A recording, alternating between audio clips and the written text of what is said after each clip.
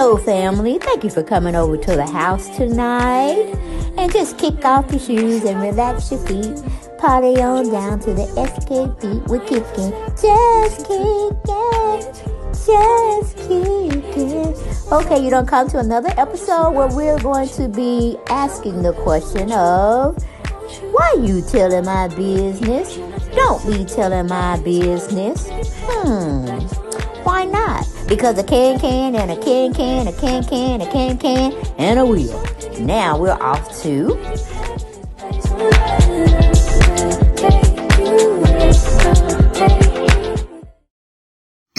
Hello everyone, and welcome back to the channel. And we're going to be discussing another family member. Not a part of our family. Not here on YouTube. But we're going to be talking about somebody that y'all do know. Y'all know of, I should say. Because she wasn't that notarized. Well, not notarized, but she wasn't that popular in the, what do you call it, the 80s, 90s, 2000s. You know what I'm saying? We have to take her way, all the way back. But for the people that have subscribed to the channel, thank you. Thumbs up to you.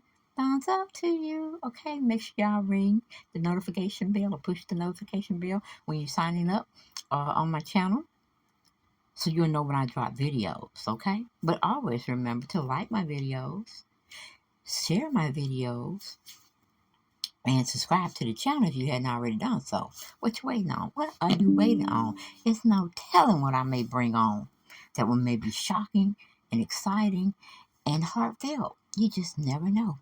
And that's my other channel. I told you, every time I hit this tube, until I get 1,000 people over at that channel that y'all just saw, yeah, I'm going to be bigging.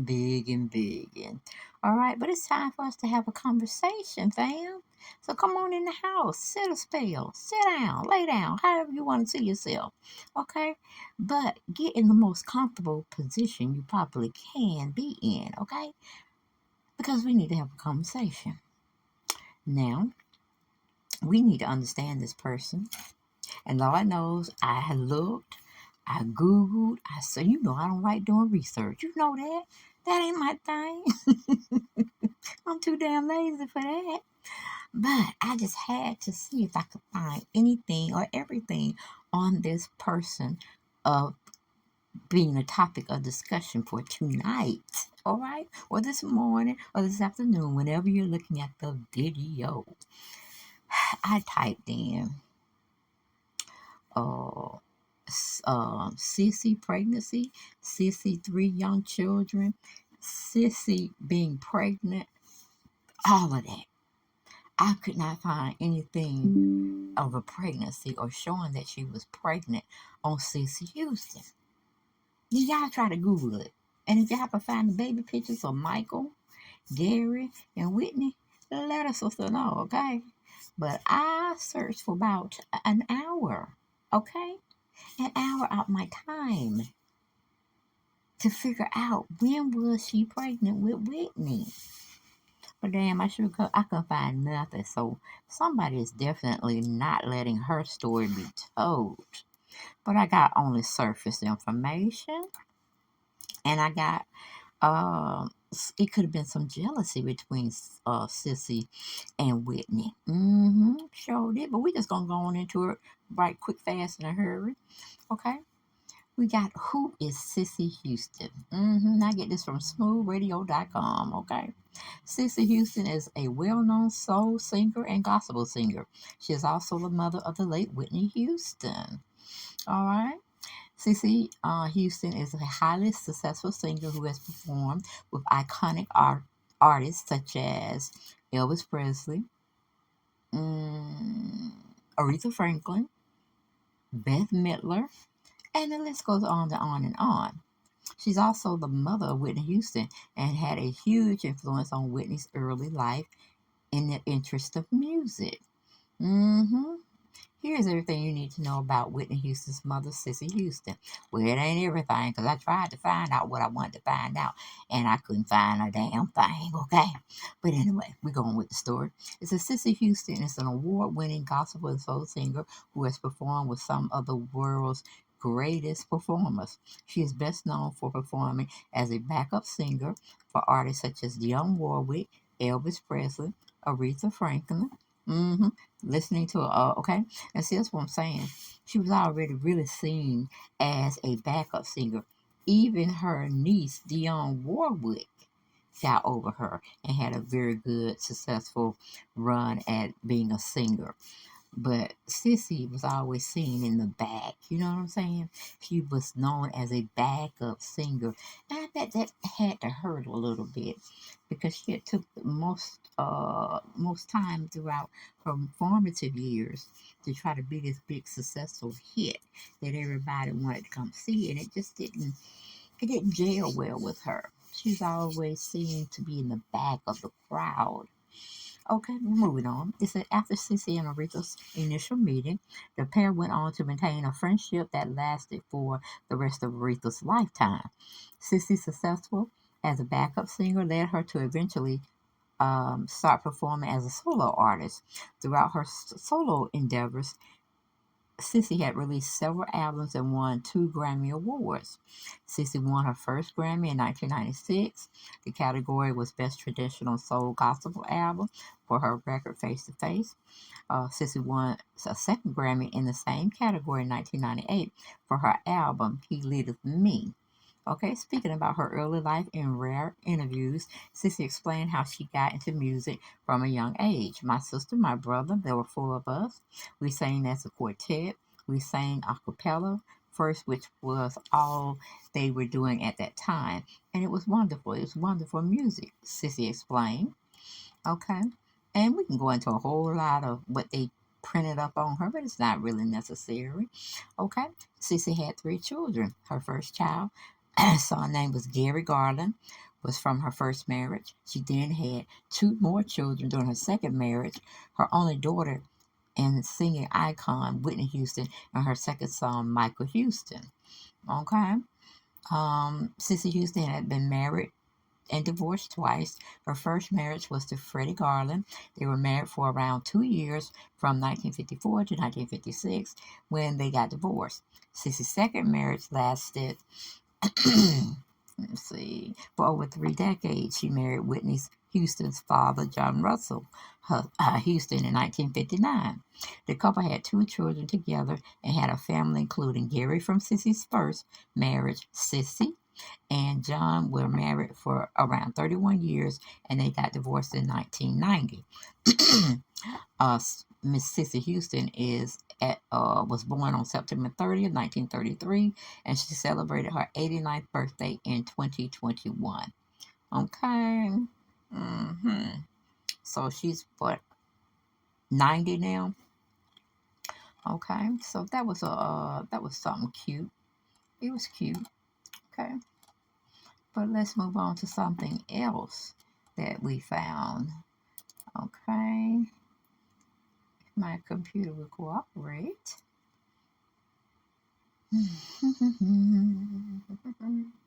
Oh, please.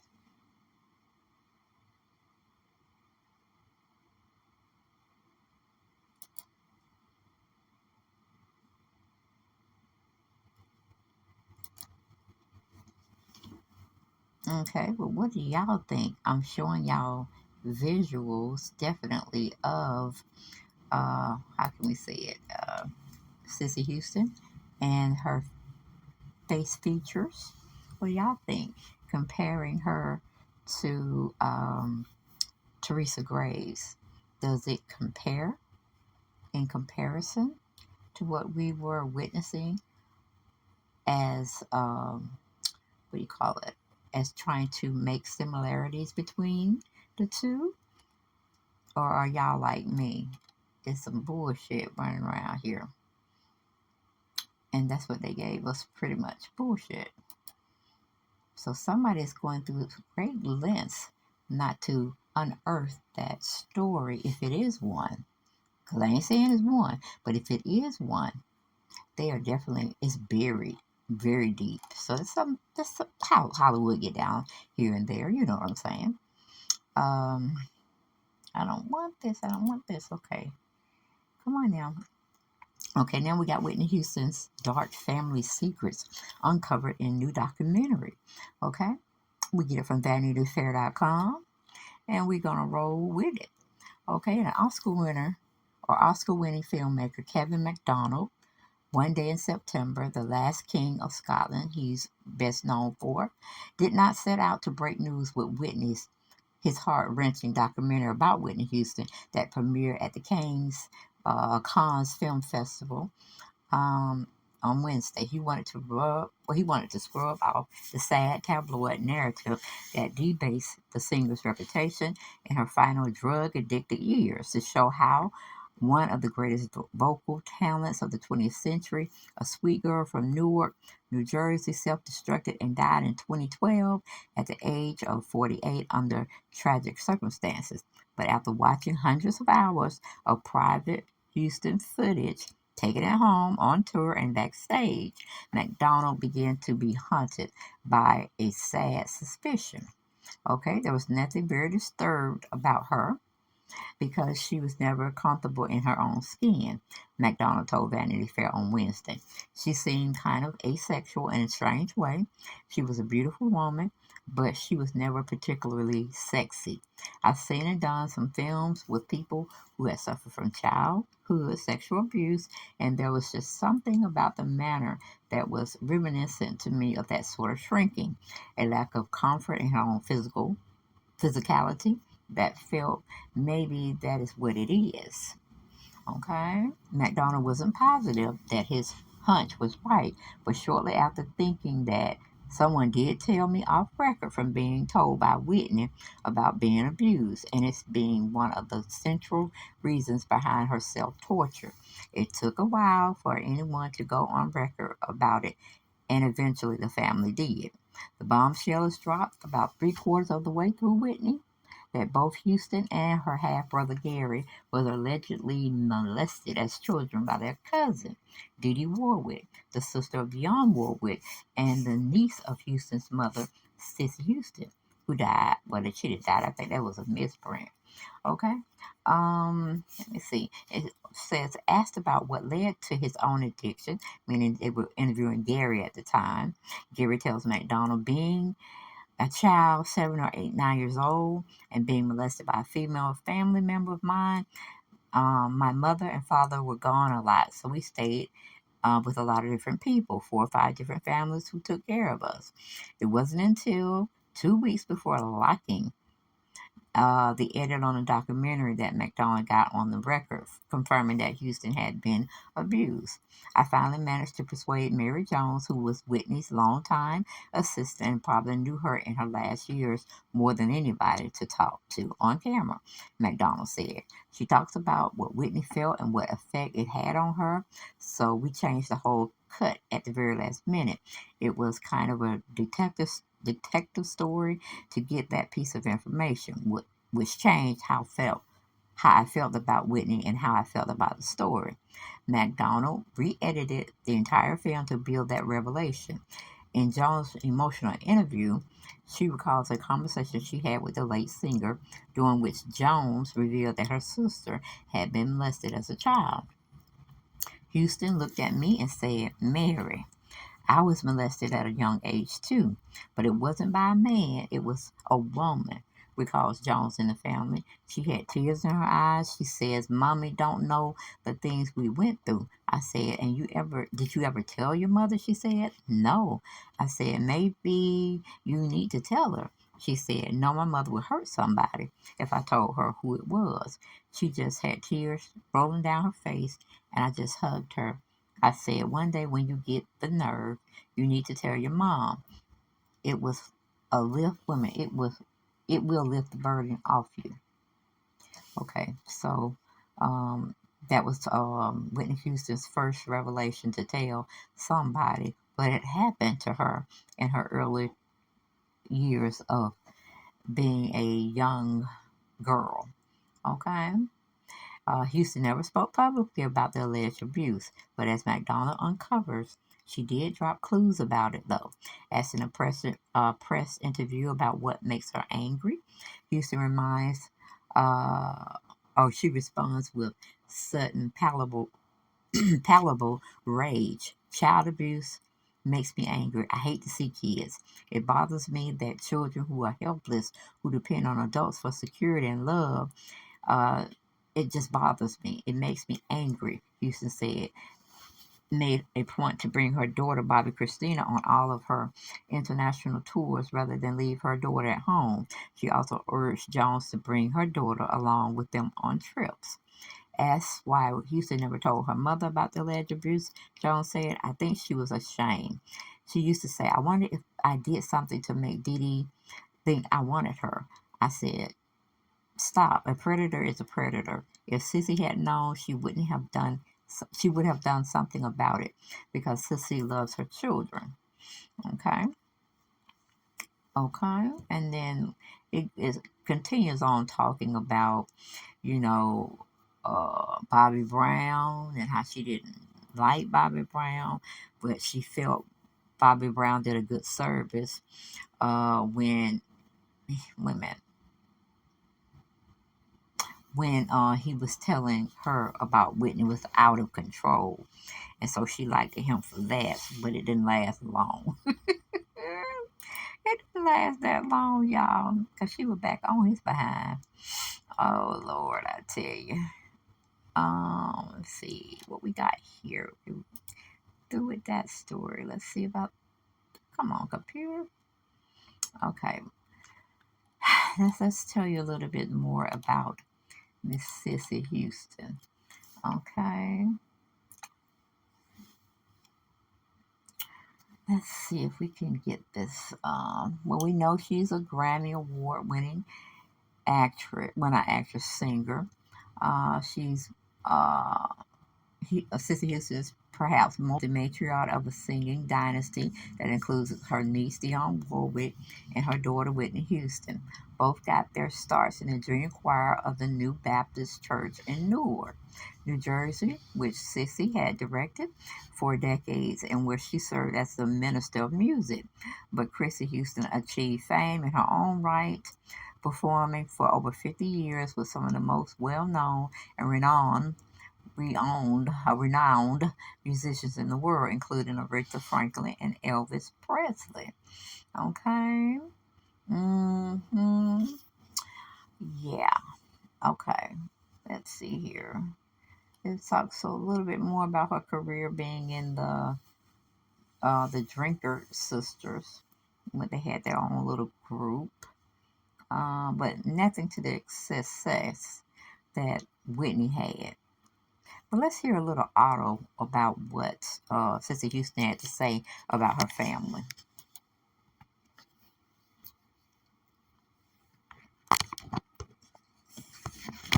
See, I'm the youngest of 8, so I had to get all my information actually from my sisters, my sisters and my aunt who died, I don't know, about 10 years ago now, maybe. But she knew everything. She was the youngest aunt, but she had all the information about everybody, cousins and everything. Every time we meet somebody, it's just shook it off. Hi. Yeah. I had never seen them, of course, so nor had I really heard a lot about them. But when you meet them, it's really nice. It's fun to know that you had them. Our family goes back a long way. The name Drinker is, we knew that anybody whose name was Drinker was related. That's how that goes. Do you know where the name came from? It's an Indian name. I think it means running water or something like that. I'm not sure what it is, but my great great grandmother was Dutch, and I think that's a Dutch name, Drinker. And my grandfather was Indian, pure Indian, so much so it like frightened me every time he looked at me. What do you mean? What do you mean? His eyes were so piercing, and I was just a little kid. And their eyes were so. I just said, Daddy, I'm scared. Do you know what tribe he was part of? No, either the Blackfoot or something like that. I'm not sure. I understand that a couple of generations ago, your family members were landowners. down south that you come from. Blakely, Georgia. Mm-hmm. That's where I think they won. I don't know how it happened, but they came from Blakely, Georgia. My first three siblings were born in Georgia. I was born there. Then my father migrated to Newark. I guess just trying to find something better than down there because of their prejudice. And they were having a hard time. They had farm. They had a lot of farm area. But then we had a cousin who was a drinker. He liked to turn his, after everybody. And he, I think, lost half of, a lot of the farmland because they took every opportunity they could to get what they wanted. And every time he lined up in jail or something, there was no money, or a lot of money to get him out. So that's how they got him out. Mm-hmm. Sell some of the land, I guess. Or Yeah. he did, Now that's unusual. That far back in history, in the country's history, for black families to own large portions of land. Well, I guess how they got it. My grandmother was Dutch, and my grandfather was Indian. So I'm sure she fronted, the deal. Right. Yeah. So your father ended up coming up to Newark, right? Yes, Court Street, Newark. Okay, that was kind of just to give you a little heads up that they had money on Whitney's mother's side. If you are still under the impression that she is Cissy Houston is Whitney Houston's mom, even though we've seen other pictures that can depict something else. But that lady was kind of racist when she was asking that question. Like black folk didn't have nothing back there. Hell, that's all they did was steal from us and stuff, and fool us to get our inventions and stuff, and didn't think about trying to patent them. We couldn't get shit patent back then, so I don't know. That was just a racist kind of comment right there. I didn't like that. But let's see what Oprah had to say. Well, we don't want to see what Oprah had to say. Let me go and try to find this other information about the 7 revelations that Cissy Houston had about Whitney. Okay, Whitney Houston's mother, Cissy, doesn't blame Bobby Brown for her daughter's drug use, which led to the singer's death at age 48 last February. Cissy Houston writes about Brown and more in a new tell-all book about her daughter's life, remembering Whitney, my story of love, loss, and the night the music stopped, is being released to coincide with the first anniversary of the singer's death. Whitney Houston drowned in a hotel bathtub on February 11, 2012 in Beverly Hills, California. Authors said her death was complicated by cocaine use and heart disease, but other people say different. So that's that on that one. Let me see. Cissy Houston, accomplished soul and a gospel singer, performed with the likes of Elvis Presley, Aretha Franklin.